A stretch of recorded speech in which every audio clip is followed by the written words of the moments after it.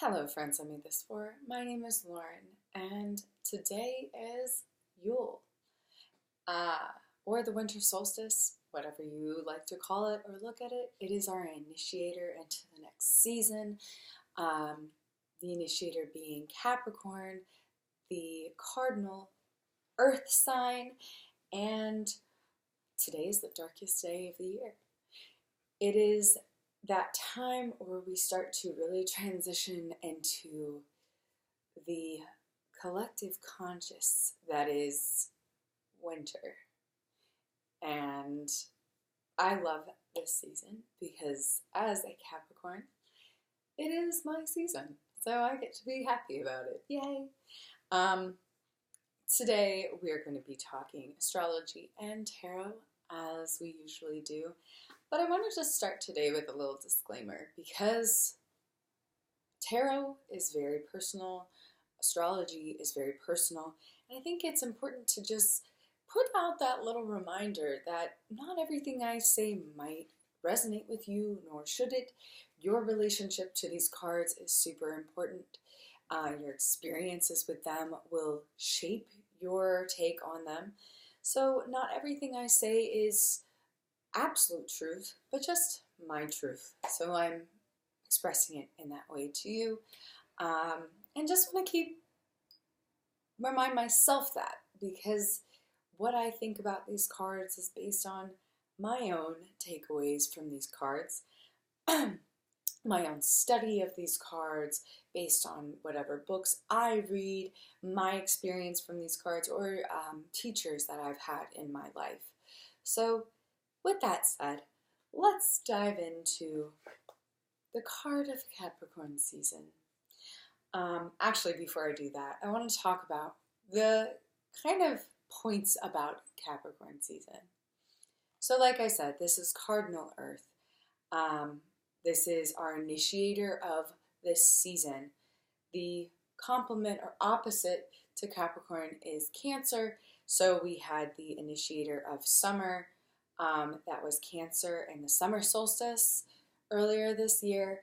And that's kind of that mama, nurture you with the warmth and light energy. Capricorn is kind of that daddy energy that's a little colder, but still very valid. So the points I want to kind of like dive into are Capricorn itself, what that is represented, what are kind of the themes and words associated with this sign, as well as the house and the planet associated with this sign, to kind of give you a big spectrum of what Capricorn energy looks, sounds, and feels like. So, 10th house. We are at the 10th sign of the wheel of the zodiac, and 10th house is a lot about achievement. So big themes are job, reputation, how others view us, betterment of society, because this is collective earth. Once we get into Sagittarius season, we're looking at collectively. It's not just about personal or social. This is like the collective ideology. So big picture, not personal picture or social picture, but like big universal truths in this, as much as there can be when we're also talking about how we are observed in this world. So then we get to Saturn. Saturn being the planet of restrictions. Not all bad, right? With this idea of we're manifesting, we also have to manifest within the real world, right? The physical world. And Capricorn reminds us of how to make our manifestations real by being realistic. Restrictions are not always a bad thing, but they do help us create the container. It all has to happen within a physical space, and Capricorn, or Saturn, helps remind us of what that physical space is. It's also about, restrictions are also can be looked at as structures. So it's not always such a negative, like, oh, this is in my way. This is just, well, this is the playing field on which we can play the game. This is the board in which we're moving our pieces. Challenges are also associated with Saturn. Of course, everyone knows their Saturn return. Or for the most part, no Saturn return by this point. And this is where we kind of see what are some big themes in our life, what are the restrictions or limitations that we have to kind of be mindful of. Boundaries, like I said, that's really reflective of structures and restrictions. And it's also the planet of time. So it's about the slow and steady pace. The race is not about how fast you can get through it, but like the tortoise, slow and steady wins the race. And then there is, of course, what is Capricorn? So a phrase for Capricorn is I use. It's about what are we making use of? So that does relate very much to our job, and it relates very much to our structures. So how do we use these structures? Capricorn is about using those structures in a way that creates collective growth, because as we said, Capricorn is collective earth. So when we look at it that way, Capricorn is strategic. Capricorn knows its resources and how to use them. But it's also very rigid. It knows those limitations very well. Capricorn is a sign that is very mindful, and sometimes because of that can be overly realistic. So painfully realistic, if we want to be honest here, and I am being honest here. It's also a sign that knows the big picture. So it's not a sign that says, I'm just gonna fucking go for it and try and get everything done as fast as possible. It's about getting it done right. So that brings us into our card of the day. And that card can kind of be a hard one to work with. The Devil. And today, as we do always, I'm going to be talking about the Devil and what we kind of see, connect with through different cards, how we can connect this to the practice, as well as looking at it through astrology and connecting that to Capricorn. Going to be looking through the Smith-Waite, the Cosmic Tarot, and the Line Strider Tarot. So starting from the most classic and working our way back. So this is the classic imagery for the Devil. You might recognize two of the characters in this picture from Gemini, actually, in the Lover's card. As we see from this card, it is kind of dark, right? Well, this is the darkest day of the year. Time to deal with your shadow work, right? That's basically what the Devil is about. So let's talk about what we see before we talk about old ideology, some researching into the Devil, and different interpretations based on what you like to take away from it. So, like I said, we see the two characters that we see previously in the Lover's card. They're chained by their necks to a pillar that the Devil himself is sitting upon. Right? So, pretty real shit going on there. We also see that both characters have tails, which is interesting enough, or you can look at them as tails. So what is this really referring to? Well, when we were talking about Capricorn and Saturn and 10th house, we see job limiting, not necessarily job, let me back up. We see limiting structures. We see that these people are literally chained. They can't get away. They're here, whether they like it or not. So we also see the Devil looming over them, kind of watching. We can see that the Devil as almost the master of ceremonies here, the one who is keeping them restricted. I love the devils, like, they're not really cloven, they're more like little claw feet. And we see the horns on the people. That's the main difference besides the tails on these characters. So, what is a big theme that kind of comes up? A lot of classic imagery for or like takeaways for this card. Big words are bondage, obsession, materialism, addiction. These are definitely completely valid in any like reading, but I think it kind of avoids the biggest takeaway of this card. And so what really I feel like big takeaway when we're talking about addiction or materialism, obsession, what we're really talking about is our shadow, right? Or ego, right? A lot of people like to associate Capricorn on its negative side with ego, which isn't necessarily completely fair nor completely wrong. But what is ego tying us to? What is the lesson here, really?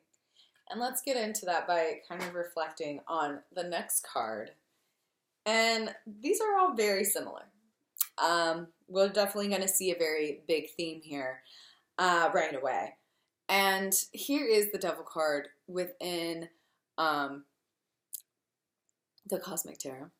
So we see a lot of different, more characters tied to the Devil itself. And so what's a big takeaway here is a lot of the classic interpretations of the Devil talk about this idea of addiction, which is not necessarily wrong, but it kind of, again, it's kind of a shortcut look at a deeper issue, right?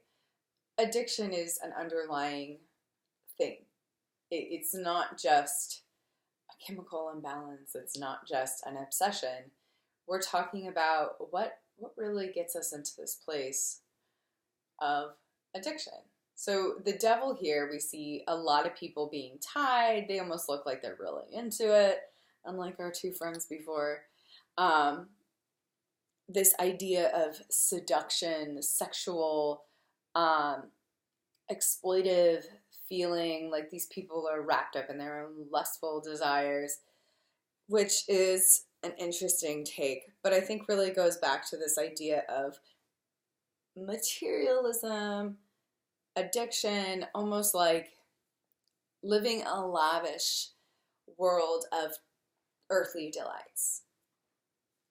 And that's an interesting take on it to me. Yeah, I think it's definitely valid. Of course, other things that we see mirrored are the pentagram, and as you see here, and on this character's necklace. And then, of course, we see the horns are a big theme. But this card really digs into the idea of the restrictions because, again, we kind of see something interesting. We see this tower almost as if they're in a prison. So this limiting idea, again, we're talking about structures, limiting beliefs with this card. Where are we being tied to in ways that are not necessarily healthy? Then, of course, let's look at the Line Strider for one last look at what the Devil has to offer us. Again, the pentagram, the horns, but this one is more, it's more pained. We see two people that are tied directly together. And we really see the idea of shame being brought up for the first time, which I think is an underlining theme that is a really good takeaway for the Devil. In fact, Aaron Johnson said it best with a big theme for this card being facing our shame stories as an invitation to free ourselves. That's a huge, like, easy to unpack, but honestly, the most true observation of this card. It's about unpacking our shame.